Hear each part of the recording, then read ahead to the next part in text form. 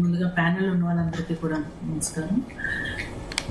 మనం ఇప్పుడు రాజకీయాలు ఎట్లయిపోయిందంటే, ఒకవైపు రాష్ట్రాల మధ్య నీటి సమస్యలు, రైతుల ప్రయోజనాల కోసం ప్రజా సమస్యలు తీవ్రంగా ఉన్న సమయంలో వీళ్ళు రాజకీయ ప్రసంగాలు ఇస్తున్నప్పుడు దిగజారడైన రాజకీయాలు అనమాట ఇవి. అంటే ఒక మహిళని వ్యక్తిగతంగా వాళ్ళ జీవితాల చుట్టూ తిరుగుతుంది.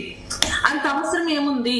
ఇక్కడ ప్రజల సమస్యల కోసం మనం మాట్లాడాలి తప్ప గాని ఇలా ఒక మహిళని మాట్లాడాల్సినంత అవసరం ఏమైనా ఉందా? అంత దిగజారు రాజకీయాలు చేయాల్సిన అవసరం ఉందా? ఎవరి పర్సనల్ లైఫ్ వాళ్ళదండి. ఎందుకు ఆ వాటిలో చేతులు పెడతారనేది ఇక్కడ ప్రతిసారి మహిళలనే టార్గెట్ చేస్తున్నారు. ఎందుకు అలా టార్గెట్ చేస్తున్నారు అనేది మనం ఎంత మాట్లాడినా కూడా ఈ ప్రశ్నకు అనేది అంతం అనేది ఉండట్లేదు. ఇప్పుడు ప్రతిపక్షం అంటే ఏంటి? వాళ్ళు ప్రశ్నించాలి. వాళ్ళకి ఇచ్చిన హోదా ఏంటి? ప్రతిపక్ష హోదా అన్నప్పుడు బాధ్యతాయుతమైన పదవుల్లో ఉండి పనిచేసిన నాయకులు చౌకబార వాక్యాలు అన్నమాట ఇవి. అంటే దిగజారుడు, ఇంకా రాజకీయం అంటే ఇంత దిగజారిపోతుందా? ఏదైనా మాట్లాడొచ్చా? మనకి నోరుంది కదా, ఏ మహిళనైనా మాట్లాడొచ్చు. మహిళలను టార్గెట్ చేయడం అంటే ఎదుటి నాయకుడిని రాజకీయంగా ఎదుర్కోలేక, ఇది మెయిన్ ఏంటంటే ఎదుటి వాళ్ళని రాజకీయంగా ఎదుర్కోలేక, సమస్యల మీద మాట్లాడలేక, వారి వ్యక్తిగత విషయాలని మీద వాళ్ళు మాట్లాడుతున్నారు. అంత అవసరం ఉందా? అసలు సంబంధమే లేదు ఆమెకి.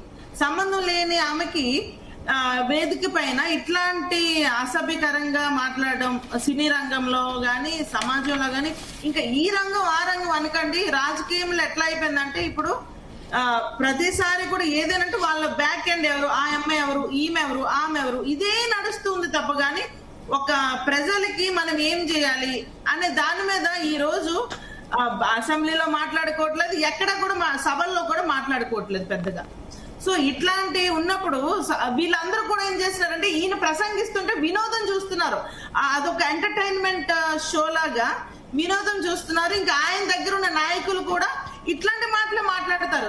ఇప్పుడు మా నాయకుడు ఏం మాట్లాడాడో వాళ్ళ నాయకులు కూడా అదే మాట్లాడతారు అన్న దీంట్లో కార్యకర్తలు కూడా అదే ఆలోచనలో ఉంటారు. ఇంక ఇలాంటప్పుడు మహిళలకి గౌరవం ఎక్కడుంటుందండి? ప్రతి స్థాయిలో కూడా మహిళలకి గౌరవం భంగం అనేది కలుగుతూనే ఉంది.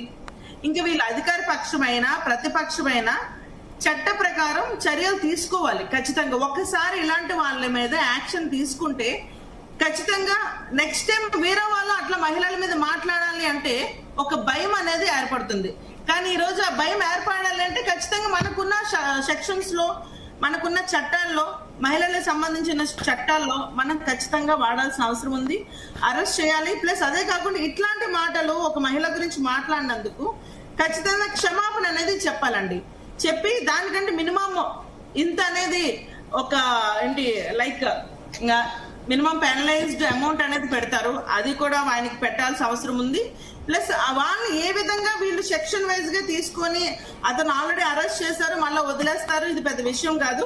కానీ ఇది మాకు సమస్య అనేది పరిష్కారం అయ్యే విధంగా మనం చేయాలనేది మనం కోరుకుంటున్నాం. ఎందుకంటే ప్రతిసారి ఇది అంటే నేను పార్టీల గురించి మాట్లాడట్లేదు, ఆ పార్టీలకు అతీతంగా ఒక మహిళ మీద ఇట్లాంటి మాటలు మాట్లాడినప్పుడు మనం అందరం కూడా కలిసికట్టుగా దాన్ని ఎదుర్కోవాలి. అంటే ఈ రోజు ఆమె అనొచ్చు, రేపొద్దు నన్ను అనొచ్చు, ఈ రోజు మన ప్యానెల్లో ఉన్న వేరే వాళ్ళు ఉన్నారు.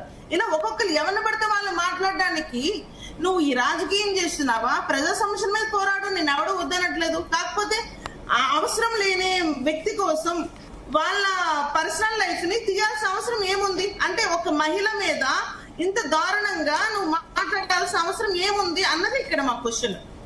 అసలు ఇలాంటిది ఖచ్చితంగా మనం ఒప్పుకోకూడదండి. దీన్ని నెక్స్ట్ లెవెల్ కి తీసుకెళ్లాల్సిన అవసరం ఉంటుంది. దీన్ని మేము ఏ విధంగా కూడా యాక్సెప్ట్ చేసే పరిస్థితి కాదు.